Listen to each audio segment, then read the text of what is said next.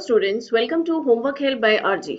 अगर आप भी कॉम्पिटिटिव एग्जाम्स की तैयारी कर रहे हैं या फिर क्लास 9 से 12 के एग्जाम्स के लिए आप हिंदी निबंध या इंग्लिश एसेज की तलाश में रहते हैं, तो ये वीडियो आपके लिए है। आज का हमारा टॉपिक है हिंदी निबंध मोदी रोजगार दो अभियान। जब से प्रधानमंत्री नरेंद्र मोदी सरकार में आए हैं, तब से हम इस तरीके के बहुत से अभियान के बारे में सुनते आ रहे हैं, जैसे कि आत्मनिर्भर भारत अभियान, digital India, make in India और भी कई तरह के अभियान, गंगा परियोजना इत्यादि, जिन्हें सरकार ने शुरू किया है जनता के फायदे के लिए। लेकिन आज का जो ये टॉपिक है, ये जो अभियान है, ये इन सभी अभियानों से थोड़ा अलग है, क्योंकि इसे सरकार ने शुरू नहीं किया, इसे आम जनता ने शुरू किया है, और वह भी सरकार के प्रति विरोध प्रकट करने के लिए। यह हमारे ऐसे स्टूडेंट्स जो कि एसएससी, सीजीएल, सीएचएल की तैयारी कर रहे हैं, उन सभी के लिए बहुत ही इम्पोर्टेंट हो सकता है। विद्यार्थियों के विरोध ने एक बहुत बड़ा रूप ले लिया 25 फरवरी 2021 को, जब 6 मिलियन से भी ज्यादा ट्वीट किए गए, जिसे मोदी रोजगार दो अभियान का नाम दिया गया।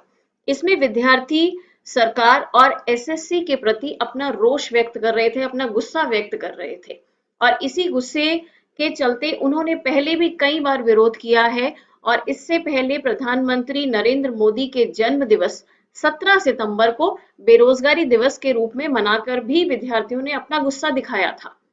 चलिए देखते हैं इस निबंध को किस तरीके से हम क्रम में लिखेंगे। सबसे पहले इसके लिए यह समझना बहुत जरूरी है कि एसएससी क्या है।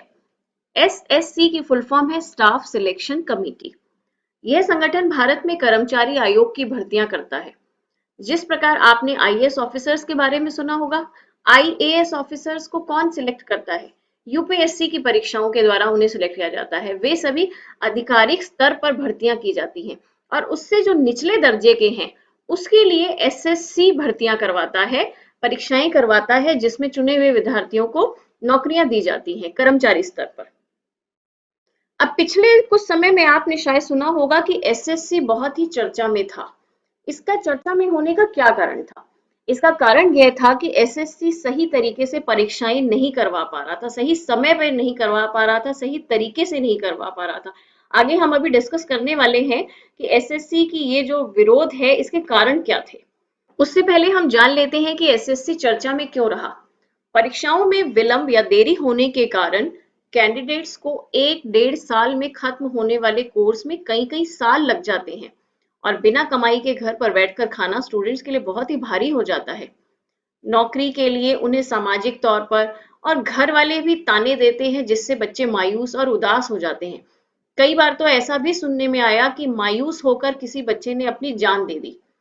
इन्हीं कारणों के चलते सभी अभ्यर्थी और कुछ कोचिंग इंस्टीट्यूट के अध्यापकों ने मिलकर सोशल मीडिया पर सरकार का विरोध करने के लिए मोदी रोजगार दो अभियान की शुरुआत की। आइए जानते हैं एसएससी की क्या-क्या कमियां विद्यार्थियों के द्वारा गिनाई गई है। देरी से परीक्षा परिणाम घोषित करना। एसएससी की सबसे बड़ी कमी यह गिनाई गई है कि उसे परीक्षा के बाद परिणाम घोषित करने में कई कई साल लग जाते हैं। आप सोचिए कि आप अपने 12वीं की परीक्षा दे रहे हैं, और अगर 2 साल तक उसका रिजल्ट नहीं आएगा, तो आप 2 साल बैठकर क्या करेंगे? ऐसा ही एसएससी के बारे में कहा गया है कि 2018 में कराई गई परीक्षाओं का परिणाम फरवरी 2021 में घोषित किया गया है। इससे इतनी बड़ी परेशानी होती है कि बच्चे लगातार कई सालों तक परीक्षाओं में बैठे रहते हैं। वे हर साल पेपर देते हैं, क्योंकि उन्हें यह ही नहीं पता चलता कि वे परीक्षा में पास हो चुके हैं या नहीं। उदाहरण के लिए एक अभ्यर्थी ने 2017 में पेपर दिया, लेकिन उसका रिजल्ट आने से पहले ही 2018 की परीक्षा फिर से करवा दी गई। अब वह 2018 की परीक्षा में फिर से बैठता है, क्योंकि वह इस बारे में डाउटफुल है कि वह 2017 वाले में पास हुआ कि नहीं हुआ। इसलिए वह 2018 का पेपर फिर से देने लगता है, लेकिन उसका भी रिजल्ट नहीं आता, इसलिए वह 2019 की परीक्षा में भी बैठ जाता है। इस प्रकार छात्रों की उम्र निकलती जाती है, और वे परीक्षा परिणाम का ही इंतजार करते रह जाते हैं, और उन्हें नौकरी नहीं मिल पाती। दूसरा कारण है जानबूझकर गलत सवाल छापना। विद्यार्थियों ने यह आरोप लगाया है कि पिछले कुछ सालों से कर्मचारी आयोग की आदत सी बन गई है कि पेपर में 5 या 6 प्रश्न जानबूझकर गलत छाप दिए जाते हैं, और बाद में यह कह दिया जाता है कि जो सवाल गलत थे, सभी विद्यार्थियों को उनके पूरे नंबर दे दिए जाएंगे। ये सुनकर आपको लगेगा कि चलो पूरे नंबर दे रहे हैं, क्या दिक्कत है, लेकिन कर्मचारी आयोग ने क्या इस बात का अंदाजा लगाया कि उस गलत सवाल को हल करने के लिए कैंडिडेट ने परीक्षा के दौरान आधा घंटा या 1 घंटा खराब कर दिया, जबकि वह प्रश्न ठीक होता तो केवल 5 या 10 मिनट ही लगते। तीसरी बड़ी कमी है गलत सवाल की रिपोर्ट करवाने के लिए स्टूडेंट से पैसे लेना। परीक्षाओं की तैयारी कराने वाले अध्यापकों का यह आरोप है कि गलत सवाल आयोग द्वारा जानबूझकर छापे जाते हैं, क्योंकि गलत सवाल के खिलाफ कार्यवाही करने वाले व्यक्ति को 100 रुपए प्रति सवाल जमा कराना होता है। इस प्रकार हर विद्यार्थी उस गलत सवाल की अपील करता है, तो एसएससी खूब पैसा इकट्ठा कर लेती है। इस लिहाज से यह तो पैसा छापने की मशीन हो गई, इसीलिए एसएससी जानबूझकर ये करता है और विद्यार्थियों के मानसिकता से, उनके जीवन से, उनके समय से खिलवाड़ कर रहा है। यहाँ मैं आप लोगों को बता देना चाहती हूँ कि इस निबंध का रिटन लिंक आपको डिस्क्रिप्शन बॉक्स में मिल जाएगा, या आप सीधे essayshort.com पर जाकर ढूंढ सकते हैं हिंदी ऐसे में। वहां से आप इजीली इसे कॉपी पेस्ट भी कर सकते हैं, अपनी परीक्षा के लिए अच्छे तरीके से तैयार कर सकते हैं। चौथी बड़ी कमी है वैकेंसी में निरंतर गिरावट आना। विद्यार्थियों के द्वारा यह आरोप लगाया गया है कि साल दर साल कर्मचारी आयोग सरकारी वैकेंसी में कमी करता जा रहा है। इसके विपरीत जनसंख्या वृद्धि के साथ तो खाली सीटों की संख्या बढ़नी चाहिए। जब जनसंख्या बढ़ रही है तो वैकेंसी भी बढ़नी चाहिए, तभी तो बेरोजगारी कम होगी। लेकिन यहाँ पर तो बेरोजगारों की संख्या बढ़ती जा रही है, जो गरीब छात्र छात्राओं को आत्मदाह और आत्महत्या जैसे कदम उठाने के लिए भी मजबूर कर देता है। पांचवा मेन पॉइंट है नॉर्मलाइजेशन सही नहीं है।